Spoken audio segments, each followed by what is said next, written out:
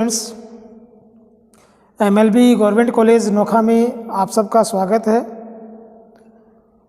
Covid महामारी के कारण इस सत्र की क्लासेज काफ़ी डिले भी हो चुकी हैं आप लोगों की, और क्लासेज का जो मोड है वो भी चेंज हो चुका है। इस सत्र की आपकी क्लासेज या जो दूसरी एक्टिविटीज़ हैं वो ऑनलाइन तरीके से ही संपादित करवाई जाएंगी। तो इसके लिए आप लोगों के व्हाट्सएप ग्रुप बनाए जा रहे हैं। उन व्हाट्सएप ग्रुप में आप लोगों के सिलेबस के अकॉर्डिंग क्लासेज रिकॉर्ड कर वीडियो बनाकर उसका लिंक भेजा जाएगा। उस लिंक के माध्यम से आप अपनी सिलेबस के अकॉर्डिंग जो क्लासेज है उनको पढ़ें, समझें। कोई प्रॉब्लम अगर आपको आती है तो जो भी संबंधित संकाय सदस्य हैं उनके व्हाट्सएप नंबर पर आप वो प्रॉब्लम पूछ सकते हैं, उनसे बात कर सकते हैं। इसके अलावा आपकी क्लासेस के अलावा जो भी एक्टिविटीज़ हैं वो भी आपको आपके व्हाट्सएप ग्रुप के माध्यम से ही आपको सूचित कर दी जाती हैं। तो उनको भी आप टाइम टू टाइम कंप्लीट करते रहें। इस बार एक नया विषय आप लोगों के लिए आया है, आनंदम। इस आनंदम में आपको पूरे वर्ष पर्यंत एक्टिविटीज़ करनी है और उनका रिकॉर्ड भी बनाकर अपने पास रखना है। ये रिकॉर्ड जब जमा करवाया जाएगा तो उसको चेक करके आपको मार्क्स दिए जाएंगे।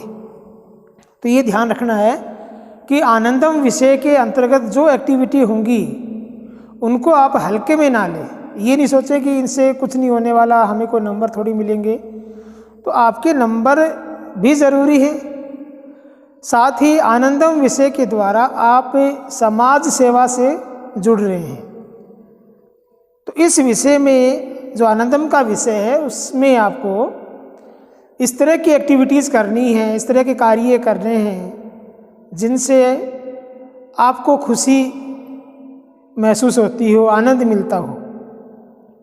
इसके लिए आप सभी को एक डायरी संधारित करनी है। उसमें आप अपना कॉलेज का, आपकी क्लास के अकॉर्डिंग जो आपका डिटेल है वो डिटेल लिख कर रखेंगे। और फिर उसके बाद पर डे जो भी एक्टिविटी आप करते हैं, चाहे वो घर में आपके जो सदस्य हैं, छोटा भाई या बड़ा भाई, मम्मी पापा, दादाजी या दादी जी, उनकी अगर हेल्प कर रहे हैं तो किस तरह से आप उनकी हेल्प किया आपने, उससे आपको कैसा फील हुआ, वो उस डायरी में आपको लिखना है। इसके अलावा जब आप घर से बाहर निकलते हैं सोसाइटी में तो कोविड महामारी के अकॉर्डिंग जो भी गाइडलाइन राजस्थान गवर्नमेंट की और सेंट्रल गवर्नमेंट की हैं उन सभी का ध्यान रखते हुए आपको जो समाज सेवा के कार्य हैं वो करने हैं। उसमें जब प्लांटेशन का समय आए, पौधारोपण का समय आए तो आप वो कार्य भी कर सकते हैं। स्वच्छता में भी योगदान दे सकते हैं या किसी असहाय व्यक्ति की सहायता भी आप कर सकते हैं। जो कार्य आप करेंगे उनका डिटेल आपको अपने पास रखना है। जिन कार्य को आप सामाजिक स्तर पर करते हैं उनके आप वीडियो वगैरह बना कर रखें, अपने डायरी में भी नोट करके रखें और रिकॉर्ड को अपने पास सही तरीके से संजो कर रखें। जब भी टाइम होगा हम आप लोगों को सूचित कर देंगे, तब आप लोगों को वो रिकॉर्ड यहाँ पर जमा करवाना है। आनंदम विषय के अकॉर्डिंग समय समय पर सेमिनार वगैरह भी होंगे। तो वो आप लोगों को जैसे ही सूचना मिलती है आप उस सूचना के अकॉर्डिंग कार्रवाई करें और पूरी तरह से मन लगाकर ये सारा काम आपको करना है। तो आपको ये जो विषय है इनको हल्के में नहीं लेना है कि ऐसे ही होता है, क्योंकि इस बार सारा काम ऑनलाइन माध्यम से हो रहा है। तो जो भी जानकारी आपको मिलती है आप सावधानी पूर्वक अच्छे तरीके से मन लगाकर उन काम को करें। तो ये आप लोगों का इस सत्र के लिए इंट्रोडक्शन हो गया कि आपको किस तरह से क्या काम करने हैं। मैं आप लोगों को केमिस्ट्री पढ़ाऊंगा। तो केमिस्ट्री में आप लोगों ने 12th तक 2 पेपर पढ़े, पेपर फर्स्ट और सेकंड, इनऑर्गेनिक केमिस्ट्री और ऑर्गेनिक केमिस्ट्री। जब आप कॉलेज में आ गए हैं तो यहाँ पर आप लोगों के 3 पेपर होंगे, paper first inorganic chemistry, paper second organic chemistry, paper third physical chemistry. इसके अलावा प्रैक्टिकल एग्ज़ाम अलग से है ही। तो इन सभी पेपर की आप लोगों को तैयारी करनी है। सिलेबस के according time to time videos हम लोग अपलोड करेंगे। उन वीडियोस को आप देखें, सिलेबस के अकॉर्डिंग उनको पढ़ें, बुक में से पढ़ें। जो प्रॉब्लम आती है उन प्रॉब्लम को आप व्हाट्सएप ग्रुप में भेजकर, जो हमारा पर्सनल व्हाट्सएप नंबर है संकाय सदस्यों का, उनमें आप इनको इंडिविजुअल अपनी प्रॉब्लम भेजकर पूछ सकते हैं। व्हाट्सएप में भेज दें या कॉल करके पूछ लें। और जो असाइनमेंट आपको हम भेजते हैं उनको आप समय पर कंप्लीट करके इस ग्रुप में या पर्सनल व्हाट्सएप नंबर पर भेजते रहें। तो आज हम फर्स्ट लेक्चर स्टार्ट कर रहे हैं। पेपर फर्स्ट का यूनिट फर्स्ट है एटॉमिक स्ट्रक्चर या परमाणु संरचना। एटॉमिक स्ट्रक्चर या परमाणु संरचना के बारे में अभी तक आप काफ़ी पढ़ चुके हैं। तो आप जब फर्स्ट ईयर में सिलेबस देखेंगे तो आपको काफ़ी सिलेबस ऐसा लगेगा कि जो हमने 11th 12th में पढ़ा है, काफ़ी पोर्शन वही है। तो आपको ये ध्यान रखना है कि पोर्शन तो वही है, टॉपिक सेम आ रहे हैं, लेकिन कॉलेज के लेवल के अकॉर्डिंग आपको उन टॉपिक्स को अपडेट करना है, लेवल अपग्रेड करना है। उस अपग्रेड लेवल के अकॉर्डिंग ही आपको एग्ज़ाम देना होगा। तो एटॉमिक स्ट्रक्चर या परमाणु संरचना के बारे में हम अध्ययन करते हैं। तो एटम क्या है, परमाणु क्या है?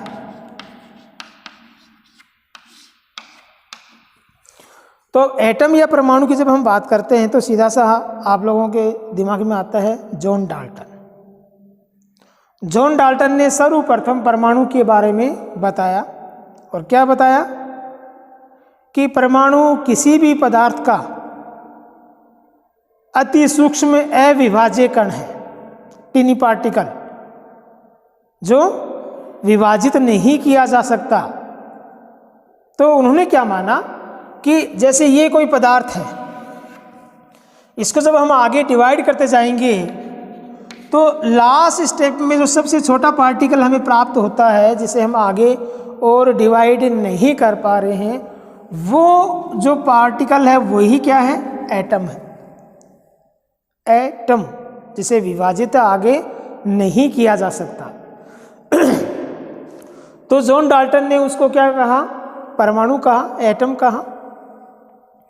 तो इस प्रकार से एटम के बारे में जब जॉन डाल्टन ने बता दिया और उन्होंने अपनी परिकल्पना दी कि ये किसी भी पदार्थ का अति सूक्ष्म अविभाज्य कण है और ये गोलाकार स्फेरिकल फॉर्म में है, तो इस तरह से हम कहते हैं कि ये हमने परमाणु को रिप्रेजेंट कर दिया, परमाणु को प्रदर्शित कर दिया। और अब हम ये मान लेते हैं उनके अकॉर्डिंग कि इनके अंदर कुछ भी नहीं है, ये अपने आप में पूर्ण है, ये अपने आप में पूर्ण है, एक इकाई है। लेकिन बाद में जो कुछ प्रयोग हुए, मुख्य रूप से विलियम क्रुक्स के द्वारा जो विद्युत विसर्जन के प्रयोग हुए, इनके अलावा कुछ दूसरे प्रयोग भी हुए, उनकी सहायता से ये पता चला कि ये परमाणु जिसे हम एक इकाई मान रहे थे, ये वास्तव में एक इकाई नहीं है, ये अविभाज्य कण नहीं है, ये कुछ दूसरे कणों से मिलकर बना हुआ है। इस कारण ही इसको आगे और विभाजित कर सकते हैं। डाल्टन ने क्या माना कि ये अपने आप में एक इकाई है, इस कारण इसको हम आगे विभाजित नहीं कर सकते। लेकिन जब विलियम क्रुक्स ने प्रयोग किए तो उसके अकॉर्डिंग क्या पता चला कि ये अपने आप में एक इकाई नहीं है, ये कुछ अन्य कणों का एक यूनिट है, उनका समूह है। वो कण कौन कौन से हैं? उन मुख्य जो कण हैं उन कणों को हम बोलते हैं फंडामेंटल पार्टिकल्स या मूलभूत कण, जिन्हें हम जानते हैं क्या हैं? इलेक्ट्रॉन, प्रोटॉन और न्यूट्रॉन। इलेक्ट्रॉन ऋणावेशित, प्रोटॉन धनावेशित और न्यूट्रॉन उदासीन। इस प्रकार से ये जो 3 प्रकार के फंडामेंटल पार्टिकल्स हैं, मूलभूत कण हैं, ये मिलकर इस परमाणु का निर्माण करते हैं। तो क्या क्लियर हो गया कि परमाणु एक इकाई नहीं है, बल्कि परमाणु इन मूलभूत कणों का समूह है। परमाणु का निर्माण इन कणों से मिलकर हुआ है। तो अब ये हो गया कि परमाणु का निर्माण इन कणों से हुआ है, तो ये कण इस परमाणु के अंदर किस प्रकार से अरेंज है? इनका अरेंजमेंट किस प्रकार से है? ये जो अरेंजमेंट है परमाणु के अंदर, उसके जो मूलभूत कण हैं उनका जो अरेंजमेंट है, ये अरेंजमेंट ही कहलाता है एटॉमिक स्ट्रक्चर या परमाणु संरचना। तो परमाणु संरचना क्या होगा? किसी परमाणु में उपस्थित उसके मूलभूत कणों की व्यवस्था ही परमाणु की संरचना है। जब परमाणु संरचना के लिए हम बात करते हैं तो वहाँ पर आपको ध्यान आता है क्या? जे थॉमसन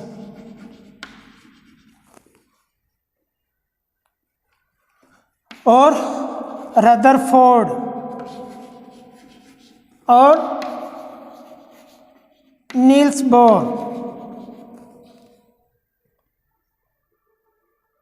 ये मुख्य रूप से परमाणु संरचना को समझाने के लिए हमारे जहन में आते हैं कि इन्होंने परमाणु संरचना के बारे में बताया, इन्होंने परमाणु संरचना को समझाने का प्रयास किया।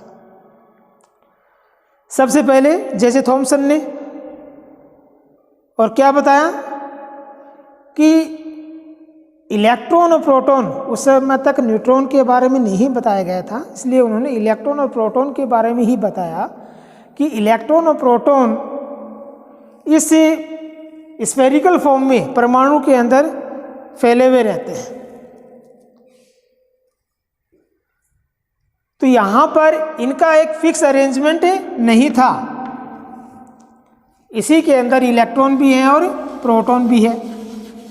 तो यहाँ पर फिर पलंग पुडिंग मॉडल, या आप लोगों ने पढ़ा कि तरबूज के अंदर जिस प्रकार से बीज होते हैं उस प्रकार से इलेक्ट्रॉन और जो बीज का जो खाने वाला पार्ट है उसी प्रकार से उसके जो इलेक्ट्रॉन और प्रोटॉन है वो अनियमित रूप से फैले हुए रहते हैं।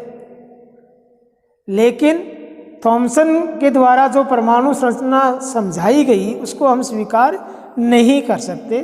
क्यों नहीं कर सकते? क्योंकि वहाँ पर उनके अनुसार इलेक्ट्रॉन और प्रोटॉन जो कि धन आवेशित और ऋण आवेशित कण हैं, अपोजिट चार्ज वाले हैं, वो एक साथ रह रहे हैं। अगर अपोजिट चार्ज वाले पार्टिकल एक साथ रहेंगे तो वो विद्युत आकर्षण के कारण एक दूसरे के साथ कंबाइंड हो जाएंगे। अगर ऐसा हो जाएगा तो फिर हम उनको हम आइसोलेट ही नहीं कर पाते, उनकी खोज कर ही नहीं पाते। इस कारण से थॉमसन के मॉडल को स्वीकार नहीं किया जा सका। थॉमसन ने अपने विचार रखे थे कि हाँ इस तरह की संरचना हो सकती है। उसके बाद रदरफोर्ड ने एक प्रयोग किया और उस प्रयोग के आधार पर परमाणु संरचना को समझाने का प्रयास किया। वो प्रयोग कौन सा था? रदरफोर्ड ने जो प्रयोग किया था वो अल्फा प्रकीर्ण प्रयोग, अल्फा किरणों के प्रकीर्ण का प्रयोग। तो उन्होंने किसी परमाणु की पतली पन्नी के ऊपर अल्फा पार्टिकल्स का बम्बार्डमेंट करवाया। अल्फा पार्टिकल्स का जब बम्बार्डमेंट करवाया तो क्या पाया उन्होंने? जो एक्सपेरिमेंट किया उसके रिजल्ट के रूप में क्या पाया कि अधिकांश जो अल्फा पार्टिकल हैं वो आर पार निकल गए, इसमें से आर पार निकल गए। तो अधिकांश अल्फा पार्टिकल आर पार निकल गए, इसका मतलब क्या हुआ कि उन्होंने कहा कि परमाणु का अधिकांश भाग खोखला है, अधिकांश भाग खोखला है, दैट मीन्स डेंसिटी है वो कम है। और उन्होंने क्या पाया कि जो पार्टिकल उसके सेंटर के पास में आते हैं, ये इसका सेंटर हो गया, जो पार्टिकल इसके सेंटर के पास में आते हैं वो कुछ बाहर की तरफ निकलते हैं, प्रकीर्णित होते हैं, फैलते हैं। तो जो सेंटर के पास आ रहे हैं वो बाहर की तरफ प्रकीर्णित हो रहे हैं। इसका मतलब क्या हुआ, क्योंकि ये अल्फा पार्टिकल हैं, पॉजिटिव चार्ज जो इन पे होता है, ये हीलियम के नाभिक हैं, तो अगर यहाँ पर ये इस सेंटर पार्ट से प्रतिकर्षण महसूस कर रहे हैं तो इसका मीन ये हुआ कि जो सेंटर पार्ट है यहाँ पर चार्ज कैसा होना चाहिए, पॉजिटिव। एक तो उन्होंने ये बता दिया।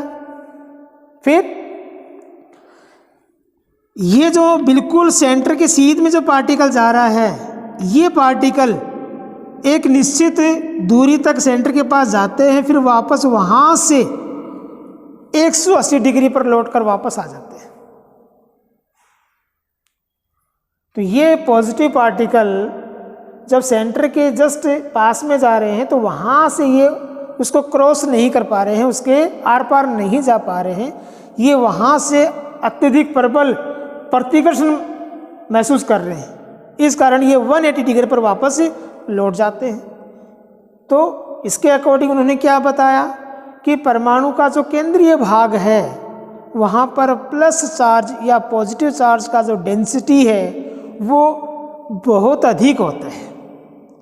डेंसिटी इतना अधिक होने की वजह से ही जो पार्टिकल हैं वो 180 डिग्री पर वापस परिकीर्णित हो गए, वापस लौट आए। इस तरह से रदरफोर्ड ने अपने अल्फा परिकीर्ण प्रयोग के आधार पर परमाणु संरचना को समझाने का प्रयास किया और क्या बताया कि परमाणु इस प्रकार से स्फेरिकल फॉर्म में होता है और उसके दो मुख्य भाग हैं, केंद्रीय भाग नाभिक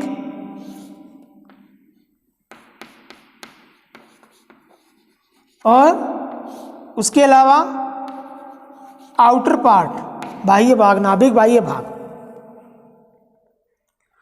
ये जो नाभिक है, इस नाभिक में प्लस चार्ज वाले जो पार्टिकल हैं वो पाए जाते हैं, दैट मीन्स प्रोटॉन पाए जाते हैं, और नाभिक के चारों तरफ का जो भाग है, जो अधिकांश भाग है, वो वहाँ पर नेगेटिव चार्ज पार्टिकल यानी इलेक्ट्रॉन्स पाए जाते हैं। तो ये नाभिक बहुत ही छोटा सा भाग है, इस छोटे से भाग में सारे पॉजिटिव चार्ज पार्टिकल एक साथ पाए जा रहे हैं, तो इसका डेंसिटी भी हाई हो गया।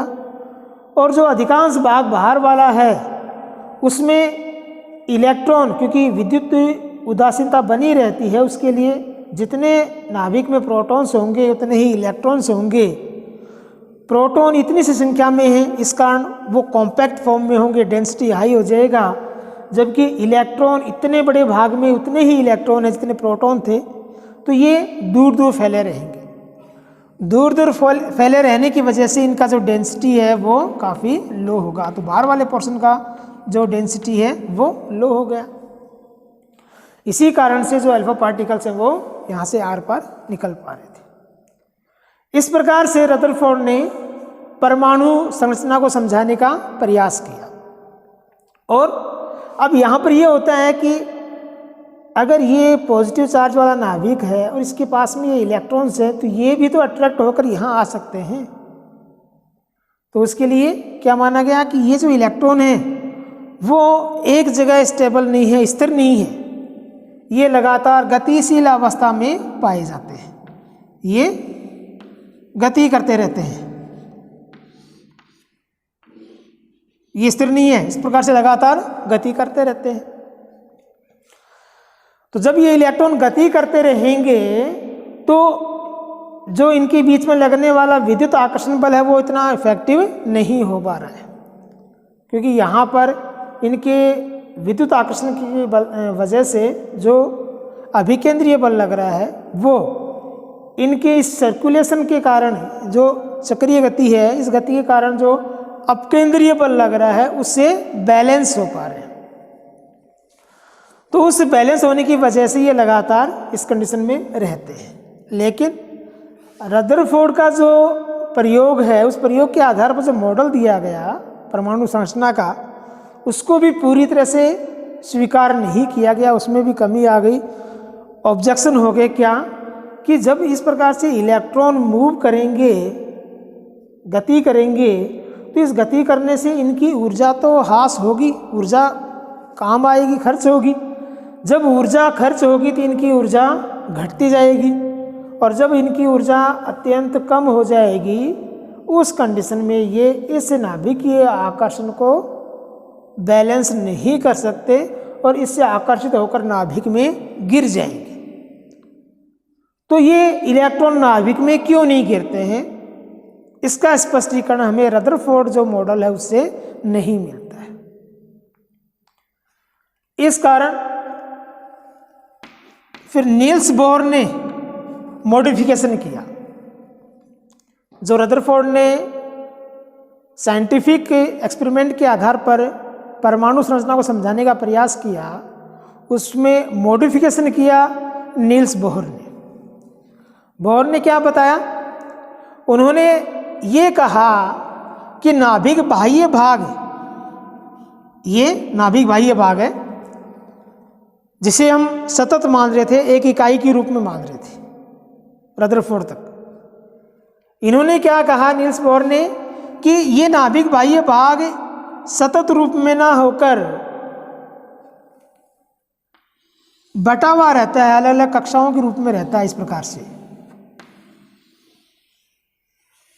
इस प्रकार से। ये जो नाभिक बाह्य भाग है ये इस प्रकार से है,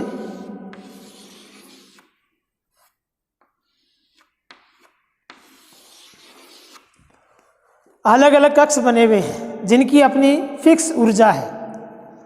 और ये जो इलेक्ट्रॉन है, ये इलेक्ट्रॉन अपनी निश्चित कक्षा में ही गति करते हैं। जो इलेक्ट्रॉन है वो अपनी निश्चित कक्षा में ही गति करते हैं। जब इलेक्ट्रॉन अपनी निश्चित कक्षा में गति करेगा तो वहाँ पर कंडीशन क्या है कि ये इलेक्ट्रॉन जब इस कक्षा में गति कर रहा है तो इस कक्षा की ऊर्जा और इस इलेक्ट्रॉन की ऊर्जा बिल्कुल बराबर है। ये कक्षा इस इलेक्ट्रॉन की वजह से ही है। यहाँ जो बाउंड्री हम दिखा रहे हैं ये सिर्फ इमेजिनरी है। ये ऊर्जा क्षेत्र किसकी वजह से है, इस इलेक्ट्रॉन की वजह से है। तो यहाँ जब इलेक्ट्रॉन जिस कक्ष में गति कर रहा है उस कक्ष की ऊर्जा और उस इलेक्ट्रॉन की ऊर्जा बराबर रहेगी। तो जब एक ऊर्जा क्षेत्र में इलेक्ट्रॉन गति करेगा तो उसकी ऊर्जा में कोई भी ह्रास नहीं होगा। इसी प्रकार ये इलेक्ट्रॉन अपनी कक्षा में गति करेगा। तो ये कंडीशन कैसा है, जैसे हम कह सकते हैं कि एनवायरनमेंट जब ऐसा होता है या जब एसी वाली कंडीशन होती है कि हमें ना गर्मी लगे ना सर्दी लगे, वहाँ पर वर्किंग एफिशिएंसी बढ़ जाती है, क्योंकि वहाँ पर एनवायरनमेंट के साथ जो इंटरेक्शन है उस इंटरेक्शन से जो एनर्जी लॉस है वो नहीं होता है। तो यहाँ पर कंडीशन क्या है कि इलेक्ट्रॉन जिस कक्षा में गति कर रहा है उस कक्षा की ऊर्जा निश्चित है और वो ऊर्जा उस इलेक्ट्रॉन की ऊर्जा के बराबर ही है। इस कारण इलेक्ट्रॉन लगातार उसी कक्षा में गति करता रहेगा तो कोई ऊर्जा का ह्रास नहीं होगा। ऊर्जा का ह्रास नहीं होगा तो फिर नाभिक में उस इलेक्ट्रॉन के गिरने की संभावनाएं नहीं है। लेकिन जब इलेक्ट्रॉन एक कक्षा से दूसरी कक्षा में जाएगा, आउटवर्ड या इनवर्ड, बाहर की तरफ या अंदर की तरफ, जब इलेक्ट्रॉन अपनी कक्षा चेंज करेगा तब उन दोनों कक्षाओं के एनर्जी के डिफरेंस के बराबर जो ऊर्जा है उसका एक्सचेंज करेगा, डेल्टा ई के बराबर, तब ऊर्जा का आदान प्रदान होगा। और क्या बताया उन्होंने कि कौन सा इलेक्ट्रॉन कौन सी कक्षा में गति करता है, उसके लिए उन्होंने क्या बताया कि जिस इलेक्ट्रॉन का कोणीय संवेग mvr h/2π का पूर्ण गुणज होता है, तो पूर्ण गुणज होने के लिए जितनी इकाई से उसको मल्टीप्लाई करना पड़ेगा उसी कक्षा में वो गति करेगा। किसी इलेक्ट्रॉन के लिए कोणीय संवेग का मान h/2π का पूर्ण गुणज करने के लिए अगर हमें n का वैल्यू 1 रखना पड़े तो वो इलेक्ट्रॉन प्रथम कक्षा में गति करेगा, 2 रखना पड़े तो वो इलेक्ट्रॉन द्वितीय कक्षा में गति करेगा, 3 रखना पड़े तो वो तृतीय कक्षा में। इस प्रकार से उन्होंने अपना अजम्पशन से दे दिया। इस प्रकार नील्स बोर के द्वारा रदरफोर्ड के परमाणु संरचना सिद्धांत में मॉडिफिकेशन करके परमाणु संरचना को समझाने का प्रयास किया गया। लेकिन हमें लगता है कि नील्स बोर ने जो परमाणु संरचना समझा दिया तो उससे सारे डाउट क्लियर हो गए या परमाणु संरचना का एक्सप्लेनेशन कंप्लीट हो गया।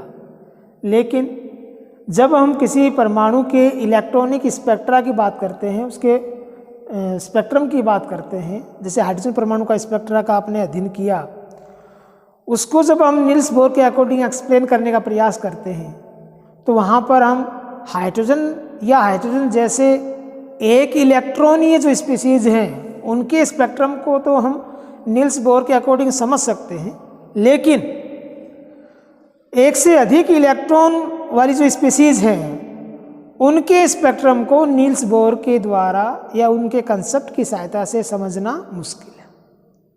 इस कारण से नील्स बोर के अकॉर्डिंग भी परमाणु संरचना को पूरा समझना संभव नहीं है। इसलिए परमाणु संरचना को समझने के लिए कुछ और कंसेप्ट दिए गए और कुछ और कंसेप्ट को इन्वॉल्व किया गया, जिनमें से मुख्य रूप से हैं dual nature concept, wave nature, Heisenberg का अनसर्टेनिटी प्रिंसिपल्स। तो ये ड्यूअल नेचर कंसेप्ट या वेव नेचर कंसेप्ट, हाइजेनबर्ग का अनसर्टेनिटी प्रिंसिपल, ये आप लोगों को मुख्य रूप से इस क्लास में अध्ययन करने हैं। तो आज इस फर्स्ट लेक्चर में इतना ही। Okay, thank you.